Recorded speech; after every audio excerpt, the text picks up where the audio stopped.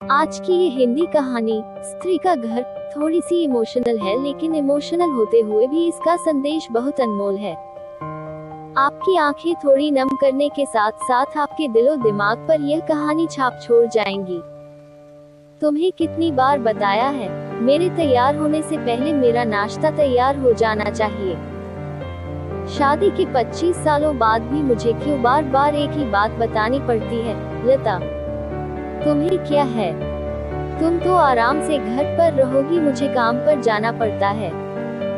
तुम हो कि हमेशा बेवकूफों जैसी हरकत करती हो। अगर तुम ये जानबूझकर करती हो तो याद रखना, मुझसे बुरा कोई नहीं होगा। आज भी प्रशांत का पारा चढ़ा हुआ था। इन कटु शब्दों में अपना गुस्सा उतारते हुए गीला तौलिया कुर्सी पर फेंकते हुए प्रशांत गुस्से से लता की तरफ देखने लगा। लता के लिए प्रशांत का ये बेवजह का गुस्सा कोई नई बात नहीं थी। वह महीने में 3-4 बार ऐसे ही लता पर बरस पड़ता था। पहले पहले लता उसका विरोध किया करती थी, लेकिन जब कई सालों तक प्रशांत में कोई बदलाव नहीं दिखा तो लता ने खुद को ही बदल दिया। अब प्रशांत के कुछ भी कहने से लता को कोई फर्क नहीं पड़ता था। प्रशांत की हर बात वो चुपचाप सिर नीचे झुकाए सुन लेती थी। शादी के पहले 5 साल तक लता ने पूरी कोशिश की थी कि प्रशांत को बदला जाए, लेकिन फालतू का गुस्सा करना और बाद में लता को भला बुरा कहना यह मानो जैसे उसकी आदत बन गई थी। कोई भी वाद विवाद होता तो प्रशांत सीधा लता को बोल देता, अगर मैं तुम्हें अच्छा नहीं लगता तो क्यों नहीं चली जाती अपने मायके? क्यों रहती हो मेरे साथ?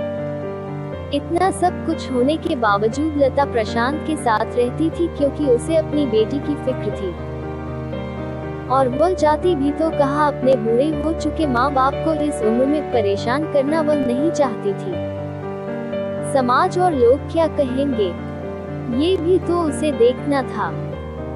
वह इतनी पढ़ी लिखी भी तो नहीं थी कि खुद जाकर कोई नौकरी कर सके और अपना और अपनी बेटी का पालन पोषण कर सके। लता को अब अपनी फिक्र नहीं थी। उसको फिक्र थी तो बस अपनी शादी लायक हो रही बेटी की। लता नहीं चाहती थी कि पति पत्नी के झगड़े की वजह से काव्या डिस्टर्ब हो। काव्या की पढ़ाई पूरी हो चुकी थी, उसके लिए अब शादी के रिश्ते आने लगे थे। कई रिश्तों को काव्या ठुकरा चुकी थी। 2-3 महीने बाद एक अच्छा रिश्ता आया। रिश्तेदारों और पहचान के लोगों ने भी लड़के के बहुत गुणगान किए थे। प्रशांत एक शाम अपनी बेटी के पास बैठकर उसे बताने लगा, काव्या, बहुत अच्छा लड़का है, पढ़ा लिखा है, बड़ा घर है, बहुत अच्छी नौकरी है। ऐसे रिश्ते बार बार नहीं आते बेटा, इस बार मना मत करना। काव्या अपने पिता से ज्यादा बात नहीं करती थी।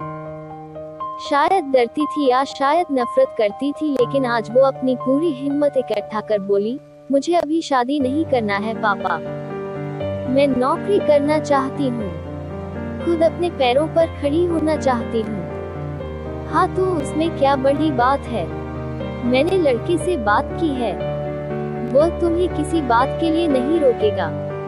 तुम शादी के बाद भी नौकरी कर सकती हो, वो तुम्हें नौकरी के लिए परमिशन दे देगा। प्रशांत बोला, मेरा नौकरी करना या ना करना उसकी परमिशन पर क्यों डिपेंड रहेगा पापा? काव्या ने पूछा। मैं कह रहा हूँ ना, तुम्हें किसी भी चीज की कमी नहीं होगी वहाँ। ऐसे रिश्ते बार बार नहीं आते, इसे ठुकरा मत, बहुत खुश रहोगी तुम वहाँ। प्रशांत बोला, पापा क्या मैं उतनी ही खुश रहूंगी जितनी मम्मी इस घर में खुश है? काव्या ने तंज कसते हुए कहा, आज तुम्हारी जबान कुछ ज्यादा नहीं चल रही। प्रशांत गुस्से से आंखें बड़ी करते हुए बोला, पापा मुझे शादी ही नहीं करनी है, क्योंकि शादी के बाद अगर वह लड़का आपके जैसा निकला तो मैं क्या करूंगी? मुझे आपके जैसा जीवन साथी नहीं चाहिए जो बिना बात के मुझ पर हमेशा चिल्लाए। मुझे कुछ भी अपनी पसंद का लेना हो तो 10 बार सोचना पड़े, कहीं वह नाराज ना हो जाए। मेरी तबीयत कैसी भी हो उसे परवाह ना हो।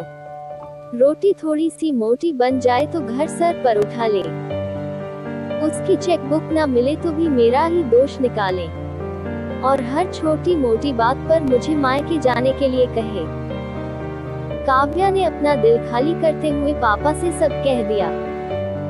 प्रशांत का गुस्सा 7वें आसमान पर था, लेकिन उसके मुंह से एक भी शब्द नहीं फूट रहा था। वो काव्या की बातें सुन रहा था। काव्या उतना ही बोलकर चुप नहीं हुई। आज पहली बार वह अपने पापा के सामने इतना कुछ बोल रही थी।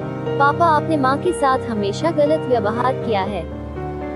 आप अपने ऑफिस का गुस्सा बिना सोचे समझे माँ पर उतार देते हैं, कभी इस बात की परवाह भी नहीं करते कि उन्हें कैसा लगता होगा। आपकी बातें सुन सुन माँ ने अपना स्वाभिमान खो दिया। प्रशांत आज पहली बार अपने किए बर्तावों को महसूस कर पा रहा था। वो इतना ही बोल पाया, जो तुम्हारा मन है वो करो, मैं तो इतना बुरा हूँ ना। काव्या ने प्रशांत का हाथ पकड़ा और बोली, पापा, मुझे सिर्फ एक सवाल का जवाब दे दो, क्या आप चाहेंगे कि मेरा पति आपके जैसा हो? अगर आपका जवाब हाँ है तो कर दीजिए मेरा रिश्ता आज ही, और ना है तो मुझे आत्मनिर्भर बनने दीजिए। प्रशांत कुछ भी ना बोल पाया और वहाँ से चुपचाप बाहर चला गया। आज उसे लता के सामने जाने में शर्म आ रही थी। चलते चलते उसकी आंखों से आंसू बह रहे थे। प्रशांत ने आज से अपने आप को बदलने का निश्चय किया। अगले दिन से लता ने अपने पति में काफी बदलाव देखा। वह सोचने लगी कि जो हिम्मत काव्या ने दिखाई है, वह हिम्मत अगर मैं पहले ही दिखा देती तो शायद आज परिस्थिति कुछ और होती। अब काव्या पढ़ लिख कर अच्छी नौकरी करने लगी थी और 3 साल बाद उसके लिए एक अच्छा रिश्ता आया और उसकी विदाई पर प्रशांत बोला, बेटा तू हमेशा खुश रहेगी क्योंकि तेरा पति तेरे बाप जैसा नहीं है। प्रशांत की यह बात सुनकर लता और काव्या की आंखों से आंसू बहने लगे। दोस्तों, हमारे समाज में औरतों को भले ही देवी का दर्जा दिया जाता है, लेकिन वो स्वतंत्रता नहीं दी जाती जो उन्हें देनी चाहिए। उन्हें बचपन से ही बताया जाता है कि वह पराया धन है। स्कूल से आने में देर हो जाए तो पिटाई मिलती है। मोबाइल पर बातें करते हुए दिख जाए या खिड़की से झांकते हुए दिख जाए तो शक किया जाता है। माँ बाप का घर तुम्हारा नहीं है, पति का घर ही तुम्हारा घर है। जीवन भर यह बातें बता बता कर उन्हें ससुराल भेज दिया जाता है और एक दिन किसी छोटे मोटे झगड़े में ससुराल वालों से उन्हें सुनना पड़ता है कि इस घर को छोड़ दो और मायके चली जाओ। अब आप ही बताओ दोस्तों, ऐसी स्त्रियों का सच्चा घर कौन सा? आखिरकार वह किस घर को अपना कहें?